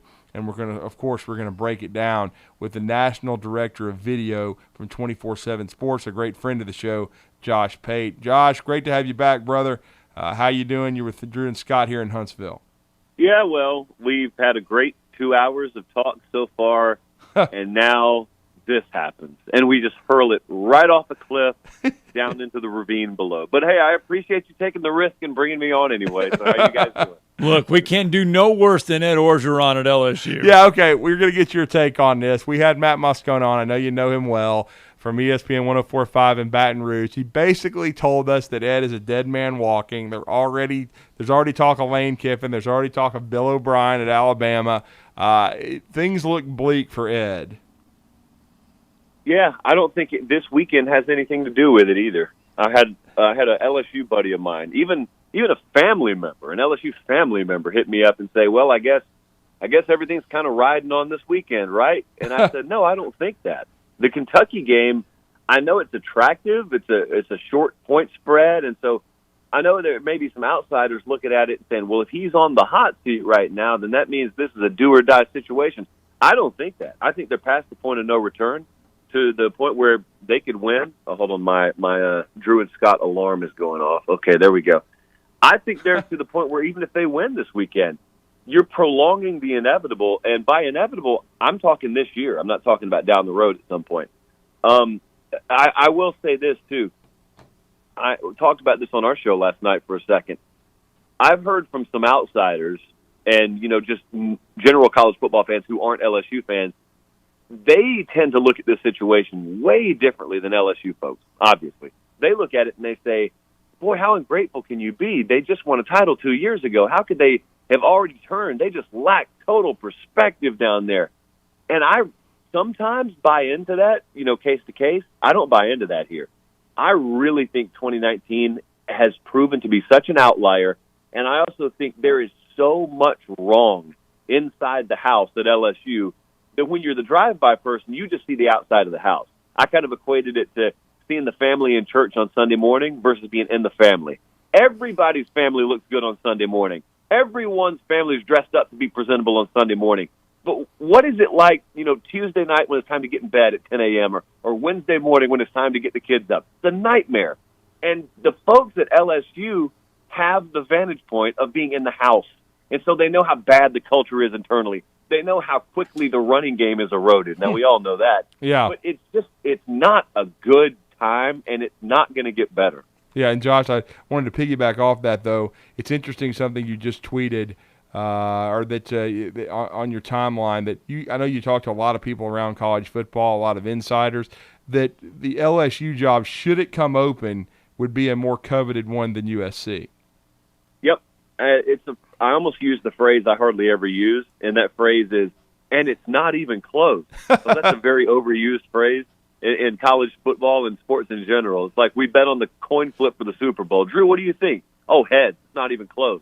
Well, buddy, it's a 50-50 chance, so it's probably close. But in this case, it's overwhelming from coaches and agents that I've spoken to, and it's my own opinion. It's an overwhelming opinion now that the LSU job is superior to the USC job. And I literally, before we came on, just tweeted that out, and I already had someone pop in there and say, this makes no sense to me. Can you explain it? And I get that. I get why it doesn't make sense to some people. Here's the big detachment that there is in judging a job, the casual fan versus the either coach or agent. The casual fan looks at USC, or let's say Clemson, but you could say USC since it's open. Clemson versus LSU, and USC versus LSU, and they would say, oh, I'd much rather have the USC job. Well, why is that? Oh, because the path to winning a title is so much easier out there. That's the rub. Competitors don't care about that. Competitors, if anything, sometimes get turned off by that. And so what's appealing to someone who may not be as competitive is either not appealing or a deterrent to someone who is competitive. But if you even get past that, the SEC affiliation means so much more today moving forward than it even ever has before now, especially compared to the uncertainty that you get in the Pac-12, that's what separates it. Because there's nothing that you can get at USC that you don't get at LSU. I know everyone gets caught up in you can go live on the beach.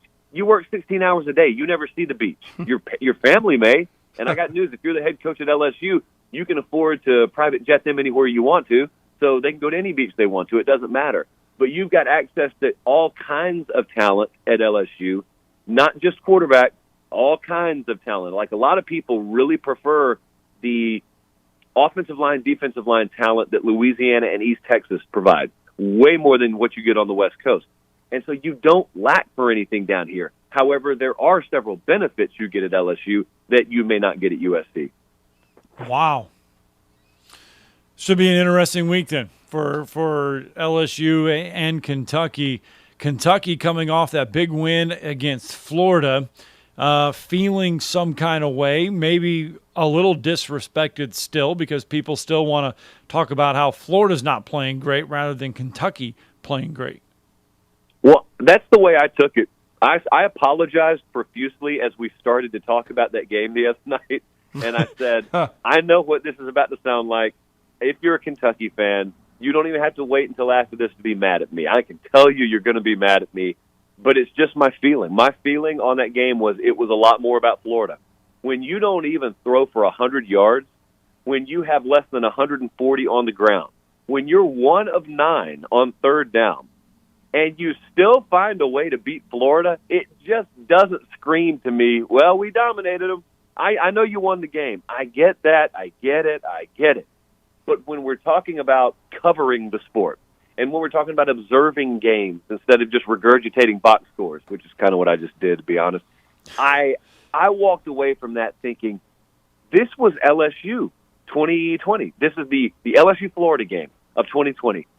Florida's in a situation where they don't have any leash. They have to win, but everyone thinks they should win, so there's not a ton of focus going into the game. And then all of a sudden it's the fourth quarter and they're down.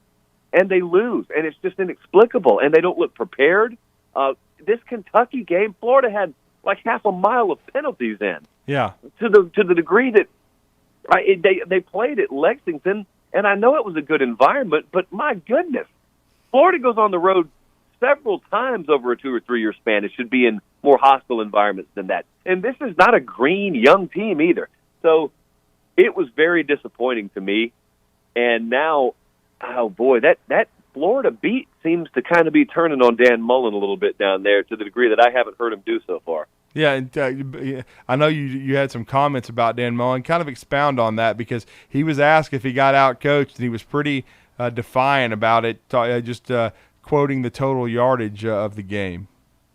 Well, that was laughable. Yeah. I mean, and I think he knows that. But I don't ever question play calling, even if I think it's just egregious. I don't do it because I'm not qualified to do it. But I will tell you this. Even I'm qualified to tell you Dan Mullen got out-coached, but it's not found on a grease board. It's not because of an X or an O. I'm a believer that sometimes you get out-coached in fall camp. Sometimes you get out-coached in spring. Sometimes you get out-coached in the middle of summer when folks are on vacation. And where it manifests itself is where you end up seeing a team unprepared to go on the road and perform at a level that doesn't have them false start 8 times in a game. That stuff's not focus. That's coaching. It's not crowd noise. That's coaching, because there are a lot of squads that I could send into a lot more hostile environment than that, and they wouldn't flinch on the line of scrimmage. It seems like a little thing. You ask, hey, Josh, what kind of drill do you do to prevent false starts? I'm not the head coach of Florida, but I'm telling you other programs figure it out. And so when you haven't figured that out, that's where you get out-coached. Because Mark Stoops' team didn't do that. They don't do that kind of stuff. That's where he got out-coached. It's not yardage. It's not, well, was your tight end flexed out the right way here? Oh, man, what a brilliant play call and design. That's not the part you get out-coached with. You get out-coached when you hadn't put in the work in the offseason or the preseason or camp to prevent that kind of garbage from happening. Saturday, we should see a team that is not out-coached, and that would be Alabama. Top-ranked Alabama traveling to Texas A&M to take on Jimbo Fisher. And Jimbo Fisher's had a tough go of it this year. Yeah, they're so listless. At least as a team. I don't know about as a program, but at least as a team. Now, here's what we don't know, because we're so wrapped up in the season. It could be that we get 5 years down the road and A&M is still rocking and rolling, and we just look back on 2021 and we say, that's just kind of the lost season for him. He lost his quarterback, lost a bunch of offensive linemen, lost a bunch of wide receivers, and it's just kind of a lost season, because look at all these other seasons afterwards. They did fine.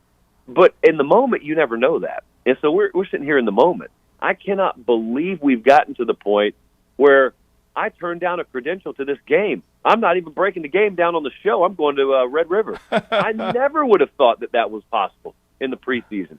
This was the game everyone circled. CBS did. That's why this thing's kicking off at 8 Eastern, 7 Central. But I don't know that there's any way. Do you guys, if you were being real with yourselves, can you see any path to a Texas A&M victory? The only way would be if Bryce Young went down. And then it's a dogfight. Yeah. I mean, Alabama probably still has the edge because they still have so much complementary offensive talent. But what I hope, not for Alabama. Alabama's going to do what they do regardless, but for the overall sake of, let's say, college football or SEC football, I do hope it's a blip on the radar screen. But I'll tell you who's really fortunate here. LSU's fortunate, because with the state LSU's in right now, Texas A&M should be running away with the number 2 spot in the SEC West. Mm-hmm. It should be a slam dunk. There should be 10 miles separation. But because factors maybe outside of A&M's control due to injury have crept in, they can't.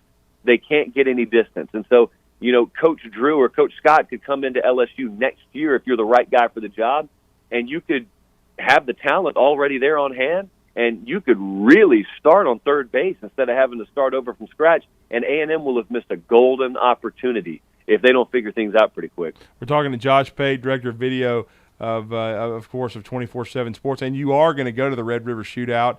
I'm liking Texas in this game. They've righted the ship after the disaster at Arkansas. Oklahoma has not been impressive. Your thoughts on this matchup?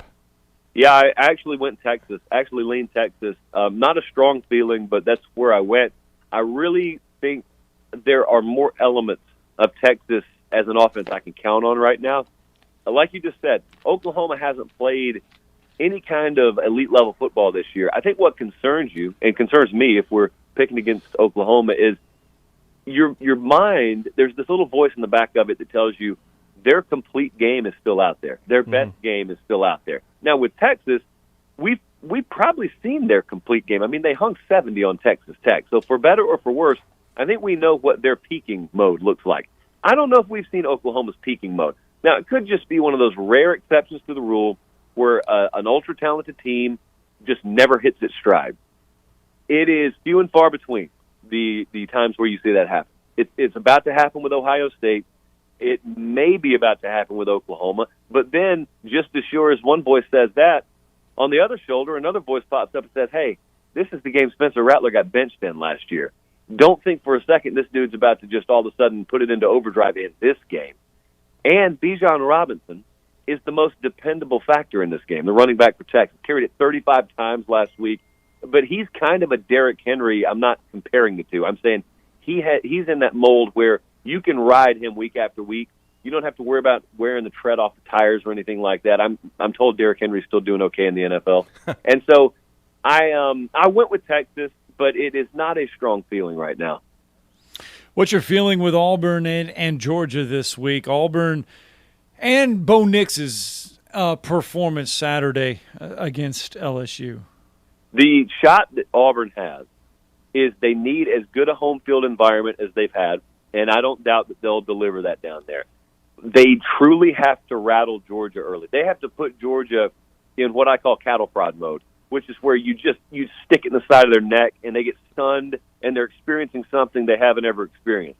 Like we had a guy back at Harris County High School who would make these homemade shock devices. Well, that's the kind of school I went to. And he would walk up to you and he'd just stick it in your lower back and he would electrocute you in the hallway. And I don't know if you guys have ever been electrocuted before, but right after it happens, you have no bearings about yourself. It's really weird. And for the listening audience out there, including the little kiddos driving to school, I don't recommend it, children. So learn from Uncle Josh. Don't learn it the hard way. But that's the kind of effect that crowd has to have. And then part B is Auburn's got to find a way to grab an early lead. They've got to find a way to convince themselves more so than anyone else that the Georgia defense is not impenetrable. I mean, they're good, but you got to find a way to prove they're not impenetrable. And if you can do that, then part C of that is you may put Todd Monken and that Georgia coaching staff in a position where they think that Stetson Bennett has to throw the ball to win. And if you can get him in that position, that's when you have the puncher's chance. But if you let them go 3-0, 7-0, 14-0, 14-3, if that's the kind of game that starts unfolding, you're done. You have no shot of beating them. And Josh, a couple more thoughts from you. Scott will love this. You've got some Iowa homerism going on. Yeah, I caved. I finally put him in the top 10. It should be noted in all caps. This is not a ranking.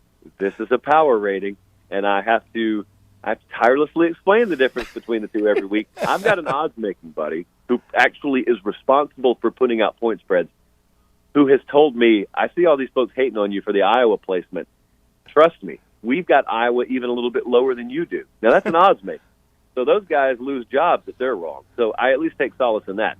But, I got some buddies who are Iowa fans, and they think that I'm on a quest against their program now, which is certainly what every little boy who grows up in Harris County, Georgia dreams of, hating Iowa. Yes, that's how we're raised. Look, I've said, though, that their offense is suspect. Their defense is a national caliber defense, but their offense right now is still suspect. So I'm not sold on, as a Hawkeye fan, I'm still not sold on their offense, though. So, well, you'll never be sold on their offense, but you can be sold on the ability to play complementary ball, because I think Iowa is the most self-aware team in America. They know exactly who they are and exactly who they aren't. Yep. And Josh, final thought, is Cincinnati legit? I think that with all the way that these conference races in the Power Five are unfolding right now, they've got a great chance to get to the playoff. I've thought that since July. I mean, I may have been on your guys' show. Yeah, I think you did mention that. Yes. Yeah, I thought they controlled their playoff destiny from the beginning of the season, which we've never said about a G5 program. And I think they're the first one to be in that position. Now, having said that, there's this game they're going to play that's looming way down the road right now. It's in mid-November, late November, but it's against SMU. You know, SMU is also undefeated. Oh, that's right. Yeah. So everyone's forgotten about old SMU, and they love that, by the way. And so that could be a game that obviously no one cared about in the preseason, and a lot of people still don't care about it now. But if you start getting desperate and you have a team that's on the playoff bubble and Cincinnati looks like they're going to be in there, that's going to be one of those games that all of a sudden potentially gets circled by the nation saying, all right, there's our hope. SMU, America's team, they're the one who needs to trip Cincinnati up. But, yeah, to answer your question in short fashion, which is rare for me, yeah, I think they control their postseason fate. Well, great stuff. Enjoy the Red River Shootout and the road trip to Dallas. and you can follow him on Twitter at Late Kick Josh. Of course, check out his Late Kick Live on YouTube and the Late Kick podcast. We always appreciate the college football conversation, Josh. Have a great rest of your week, man. Appreciate the time. All right, thanks, guys. All right, thanks, Josh Pate, helping us go to break. When we come back, tomorrow's headlines today as we wrap up our Wednesday extravaganza. You're listening to Talkin Ball on 97.7 ESPN The Zone. Just got a wreck being reported 72 and Lawson's Ridge. That one's coming in as a 3-vehicle with injuries. I don't have a direction reported yet. And they're working on Bob Wallace and L&N. They're going to have that stretch of roadway closed throughout the day. Do your methods to lose weight no longer work for you? Odds are your hormones are the problem. Find out with a free quiz at 2030huntsville.com. Captain Nick in the 72 and Jap Popeye Skywatch Traffic Center. We know it's lonely at the top, but we don't mind. National championship number 18. 13-0. Absolute perfection. Roll Tide. Join us Saturday as the Crimson Tide battle the Texas A&M Aggies at Kyle Field. Our coverage begins at 4 on your home for Bama football. Listen to Alabama football all season long on 97.7 ESPN The Zone. SportsMed is the official team physicians of the Rocket City Trash Pandas. And if the pros trust SportsMed, you can too. SportsMed provides every service you might need for complete orthopedic care, specializing in orthopedic surgery, sports medicine, joint replacement, spine surgery, neurosurgery, and podiatry. And they offer their own brace shop, in-house full-body MRI, physical therapy, walk-in clinic, and so much more. 4 locations and on the web at sportsmedalabama.com. What can you expect when you shop for a firearm at Bullet & Barrel? Expect great prices. We specialize in quality over quantity. Expect great service. Our professional sales staff is never pushy. We won't talk you into something that doesn't fit your needs. You have the right to make a smart, informed decision. Expect Bullet & Barrel, Alabama's only 5-star indoor shooting range, to support you after the sale. Bullet & Barrel, 3252 Lehman Ferry Road. Like or follow us on Facebook. Come see us soon. The kitchen is the heart of any home. It's where the family gathers. It's where kids discover old recipes and make them their own. Just starting out or just now getting started on the dream kitchen you've always wanted? I'm Chris Haygood, and from all of us here at Bob Wallace Appliance to the home builders and the homeowners, a heartfelt thank you for buying local. We're in Huntsville, Florence, and Coleman, and online at bobwallaceappliance.com. Drinking coffee straight from the pot. Power move. Wearing a bathrobe to work. Power move. Switching to super fast, extra reliable internet from WOW. Power move. Switch and save with WOW Internet for just $19.99 a month. It's switching season, so make a move with our best deal of the year. For a limited time, get Internet 100 with no contracts for just $19.99 a month. Plus, get a 2-year price lock and the first month free. Make the switch at wowway.com today. Wow. Limited to new customers with autopay and paperless billing. Offer subject to change. Restrictions and terms apply.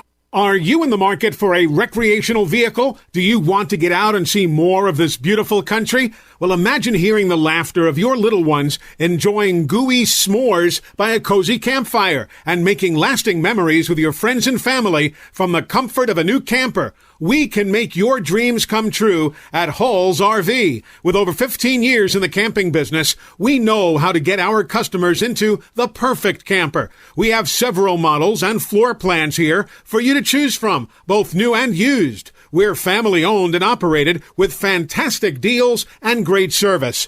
Everyone wants to work with people they can trust, so come on down to Hall's RV and get the deal of a lifetime. We'll treat you right and get you on the road in the camper of your dreams. Visit us on Highway 431 in Albertville. Hall's RVs, where we sell fun. Or see us on the web at www.hallsrvsales.com. It's another big week of high school football for us here on 97.7 ESPN The Zone. Thursday night during Hey Coach, over on Zone 2, you can hear Madison Academy football as the Mustangs take on Madison County. We'll join that game in progress at 8 o'clock as soon as we are done with Hey Coach.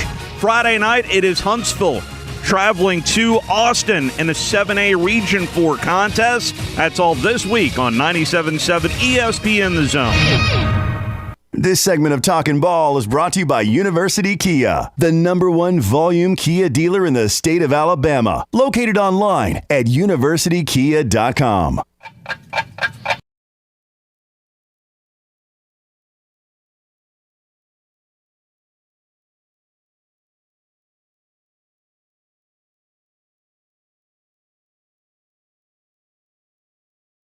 Headlines today with Scott Theisen and Drew DeArmond on 97.7 ESPN The Zone. We got a bunch of stuff here to get through, but first, coming up Saturday on the Hill, it is homecoming for Alabama A&M. They are taking on Jackson State. Big game. There's been a lot of talk back and forth between these two coaches last year, especially between Connell Maynor and Deion Sanders. Connell Maynor had this to say earlier in the week, and then it was followed up by Deion Sanders. Hey, Coach Sanders, I hurt my ankle getting off the bus the other day. You got an extra scooter for me? If you got an extra scooter, send me one down here. It's a little rivalry. It's a little blood in between. The coach said something about me. I don't shoot back because I don't do that because I'm really good at that. And I don't choose to do that. I'm on this high road right now. That's what I'm doing. I take it the high road, right? I'm a different dude. So I don't do that. But, everybody's waiting for me to do that. At the conclusion of this matter, we're just going to have to sit and see. So that was Deion Sanders' response. Well, word got back to Connell Maynor that was Deion's response. Connell Maynor takes it a step further. I asked the man a question. I didn't talk about the man. So say what you want, do what you want, take whatever road you want. You can take the high road, the low road, or the back road. I don't give a crap. I didn't talk about the man. I asked him one question. So reading is fundamental. A war of words between the two at Alabama A&M and Jackson State. Yes, Alabama A&M won in a shootout last year. We'll see what happens on the Hill on Saturday. Certainly a huge game. Deion Sanders coming into Huntsville, Alabama, bringing his on the Hill and Normal, and it's going to be interesting to see because that's a huge game in the SWAC. Alabama A&M undefeated, having a special season under Connell Maynor. We need to be talking about Akil Glass. We need to be talking about Shedeur Sanders. We need to be talking about the players instead of these coaches going back and forth. This needs to be about the young men that are putting on the uniform. All right, and then last night we had the American League wildcard game. This is what you awesome. Heard if you were living in Boston and listening to WEEI. The 0-1. Fly ball right center field. Renfroe is there and calling. He makes the catch and the Red Sox move on. The Red Sox advance to the American League Division Series against Tampa Bay, and they eliminate the New York Yankees with a 6-2 win, and they're mobbing each other by the pitcher's mound. Yeah, to quote John Sterling, my impression, the Yankees lose. The Yankees lose. Ah, ha, ha. Yankees lose. What a great night it was. Bye-bye. See ya. Oh, that's right. The Boston Red Sox move on to take on the Tampa Bay Rays. Going to be tough. Yep. Garrett Cole, unimpressive. $324 million down the toilet. Because that's what it was last night. 2+ innings. Garrett Cole getting bombed. He couldn't locate his fastball. But he was so great for Houston. But in his first real, test with the Yankees, they're saying that he hasn't been the same since Major League Baseball cracked down on the sticky stuff. On the sticky stuff. Look out! $324 million. Only thing I miss is there would have already been a statement from the late great George Steinbrenner. They would have already been going back to Tampa to fire people. All right, tonight you get the L.A. Dodgers welcoming the St. Louis Cardinals. Let's go 7-10. Cardinals! I know that's like a just for you. For you, I know that's hurts. Like blasphemy, but I want to see the Dodgers. If the Dodgers and the Yankees are already gone by about midnight tonight, that is great. It hurts that the Cardinals are there, but the Cubs didn't. They were not. They sold the They sold the farm to not be there. I mean, they unloaded all their talent. Yeah. And John Lester is on the Cards roster. up and down year. So I'd rather see the Cardinals win this, as much as it pains me to say that, than the Dodgers. I mean, the Dodgers are the Yankees of old with George Steinbrenner, where they just buy, hopefully for the Dodgers. Then tomorrow night you get the White Sox at Houston. Friday, the Braves at the Brewers. That's how your baseball series lines up. Brandon on the Neighbors Wealth Management Hotline. Good morning, Brandon. What's up? I have to say, I'm not a fan of nice Deion. I like big mouth, running, talking trash Deion. Well, if they win Saturday, this game, just look out. Yeah. That's all I'm saying. I mean, I like the Deion who was talking about who stole my wallet, you're a liar, you raided my office. I need that guy to come back and keep the flames going. When the fire's down, there's not a lot to talk about. So, and there ain't really a whole lot to talk about in that conference anyway. So when he's making waves fighting with somebody, he's doing them justice. Oh, I know. Trust me. If Deion wasn't saying anything, we probably wouldn't have played that, even though it's Alabama A&M. But, we don't show the love and they don't reciprocate. So, well, what Scott tweeted this morning about Alabama A&M is what people really need to be talking about, but I won't drag that up too much. Yeah, just go to my Twitter page. I'm not afraid to say it. Some things never change on the Hill.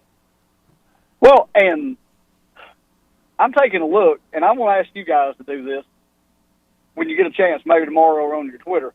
What is your top 10 list of Heisman preseason winners that didn't even finish in the top 3 when it come down to it? Because my year is the year that Ohio State had Cardell Jones and the other 2 guys. There were 3 Heisman candidates, and Derrick Henry run over them like a Mack truck and left them all for dead. You're talking about Zeke Elliott as well. Yeah, Zeke, and who was the other quarterback that had on the had there? I can't remember his name. Braxton Miller, yeah. They had 3 guys that were going to finish 1, 2, 3 in the Heisman. I think he moved to another position, yeah. Yeah, didn't Braxton try wide receiver? Yeah, and Herb was over there puking. He was dancing. These ESPN crowning people kills me. And if you're an official coaching football and you're 80 years old, retire, you almost got me arrested yesterday. I can't do it anymore. If you can't walk up and down the field, you don't need to be calling football games. Roll Tide. Thank you, Brandon. Oh, boy. Right into the show. All right, guys. Let's go, Cardinals. Don't want to knock the camera over. Sorry. Let's go, Cardinals. Wouldn't be the first time. Yeah. All right, that's going to do it. WZZN.half off deal, $50 worth of food for $25 to Metro Diner. We're going to leave you now. We're going to turn the show over to Tom Abraham here in a little bit. Is Tom working today? He is working today? Okay. We can't keep up with his schedule. Well, thank you to Irving McGuire, Team of the Week, Bryant Bank, Lead Generals, and, of course, Josh Pate. Great callers. We'll talk to you tomorrow at 7:01 a.m. See you. If you need a car, McCurry Motors is ready to put you in a quality vehicle, and in-house financing is available. If you have a job, McCurry Motors will work with you even if you have a bankruptcy, divorce, or bad credit. Visit McCurrySaysYes.com. Every car comes with a warranty, and they report to the credit bureau. With 2 locations, Highway 72 in Athens, call 256-230-0232.